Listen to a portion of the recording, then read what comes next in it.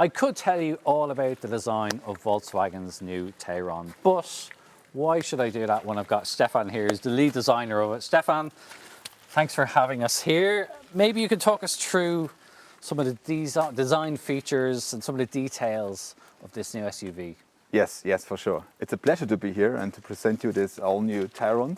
And from the beginning, maybe I would say it's the second biggest SUV we have in the portfolio right now. And as we started, we had a clear picture in our mind where we want to go through and which is the task of the car and the goal of the car. In fact, we want to build up a SUV which is really huge in size, for giving a lot of space for the passengers, for families, but on the other hand as well, giving the car a really strong, masculine SUV appearance. This is really important for us, and you can see it already in the car when you have a closer look to the muscles in the front, for example, how strong they are. We have nice features on the bonnet, like this power domes over there. We have a really strong body side with a strong muscle to the rear arch with a lot of wheel approximation, which gives the car a really strong stance on the road.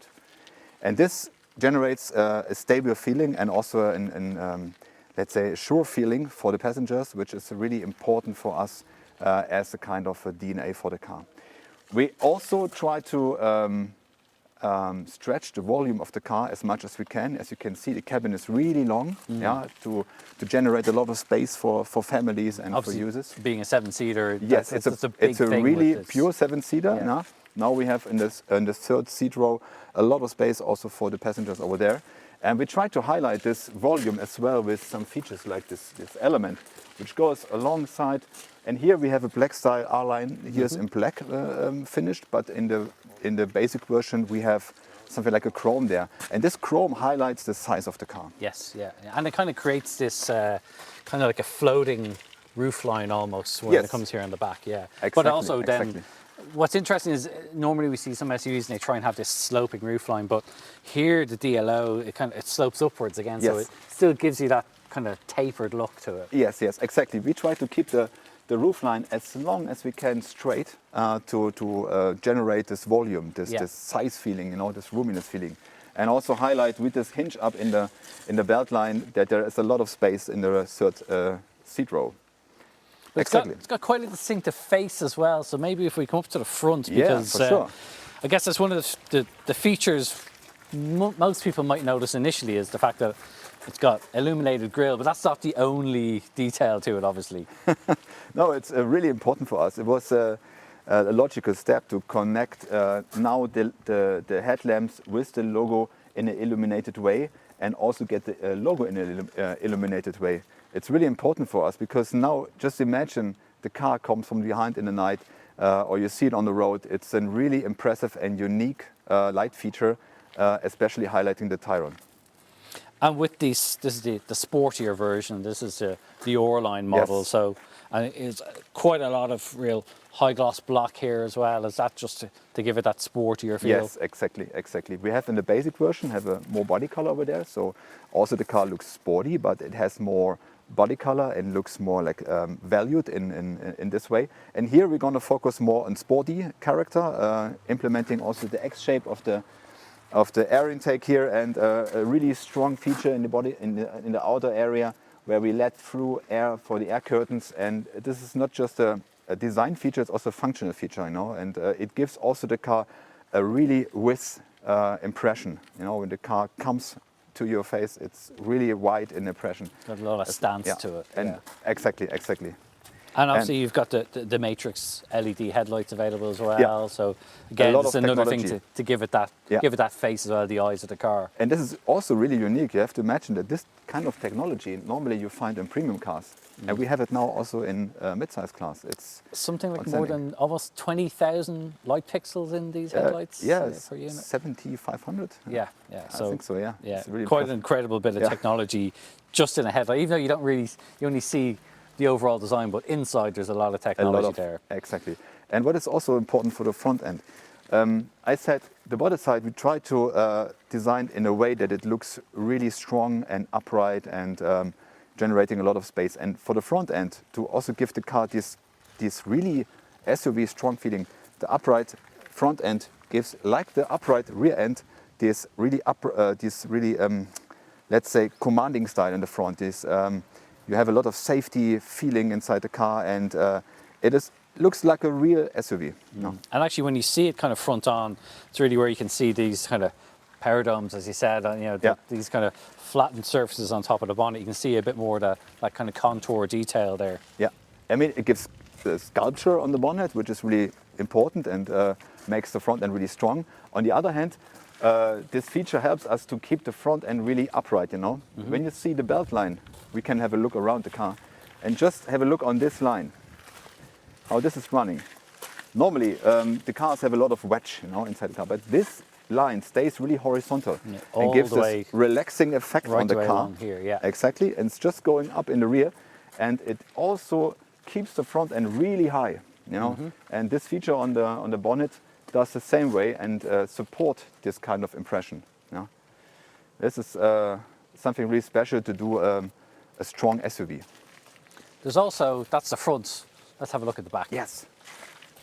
The back is a view that a lot of people are also probably going to see when they're sitting in traffic and they see this. And first thing I noticed as well is you've also got the illuminated logo here. Yes.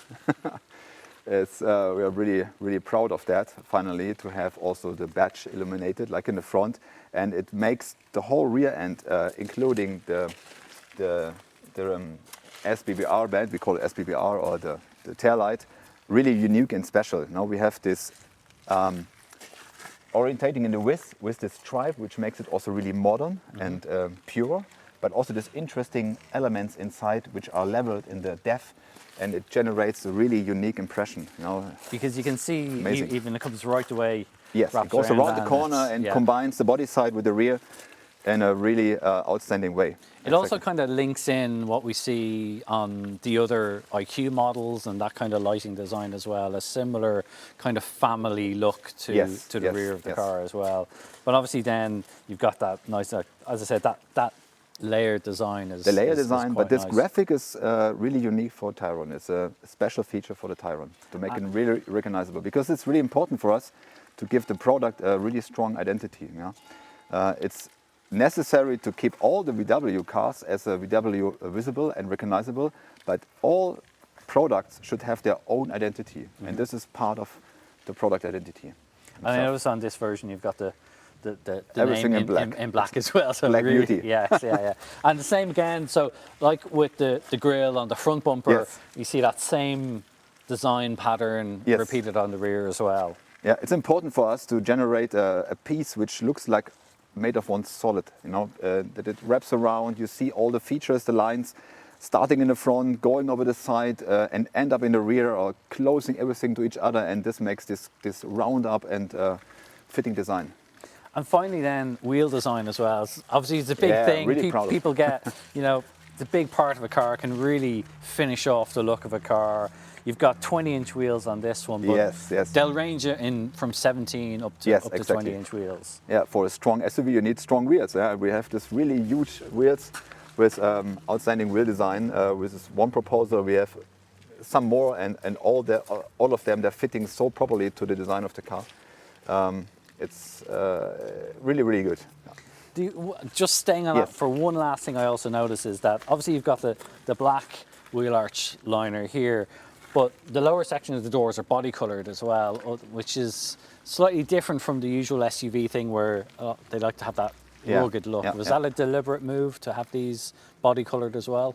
Yeah, it's in this special case we wanted to give the car a certain value, you know, and that's why we decided to do everything in body color, to generate the size of the car. The car looks bigger automatically, and you will have automatically the value and the sportiness combined. Yeah, and it's a good hint what you said with the wheel arches. We have here this squarish wheel arches, also a feature we try to implement, or we implemented to do the car really strong as an SUV. You know, and it adds that kind of that planted feeling. It looks robust and stable. That's really important, in combination with the muscles on top of that. Well, that's the outside. I'm going to have a look inside now. For sure. Dimitri, you're one of the interior designers of the Volkswagen Tayron. Maybe you can talk us through part of why it looks the way it looks inside. Sure. So the main goal for this interior was to create it as wide and spacious as possible. So if you can see on the dashboard, we have certainly very clear design topic, which created by this deco element, which goes underneath and right on top. And with this design element, we are stretching the dashboard as much as possible in width, creating even a kind of like outstanding element here, which just goes in the door. So if you look inside, it creates really wide and a strong character of the dashboard. And you can really see that with these kind of panels as well. That's what I meant. Yeah. If you see how everything is connecting, basically we have two levels here. One is, let's say, digital level. It's where we have our displays. So the driver display, then this big, of course, infotainment system, and also as the extension of this digital, let's say, level, we also have the deco elements which are lighting through, and also on the doors. So all this thing is connected, creating the room. So it's like a real kind of wraparound effect. Cockpit thing. And yeah. we can see that on the doors as well. So that's kind of, and they'll illuminate at night. And the materials as well, there's an interesting mix of materials here. You've got, on this particular version, you've got this kind of wood here, but you've also got some like leather-like materials as well. So was that also part of using those materials to create that differentiation? Yeah, that's actually correct, because we created this digital level, which is underlined with the decor element, which creates this precise, element. And underneath, there are surfaces which are close to the passenger, close to the customer, which you touch every time, which are very close to you. And that's kind of like our analog level, which is soft and, which has very strong and soft materials. And actually, speaking of analog, you've got still some nice physical buttons in here as well. The window switches, for example, and even, I guess, on the center console here, it's quite a clear, kind of simple layout here with just this large rotary controller. Was that a deliberate move to have this kind of uncluttered appearance? Yeah, for sure. In the contrast with digital level, we have quite a lot of function here, basically in middle console. So by eliminating all the gear shifts and stuff, we have a bit of storage here. So there are headphones areas with the chargers here. You can put headphones also there.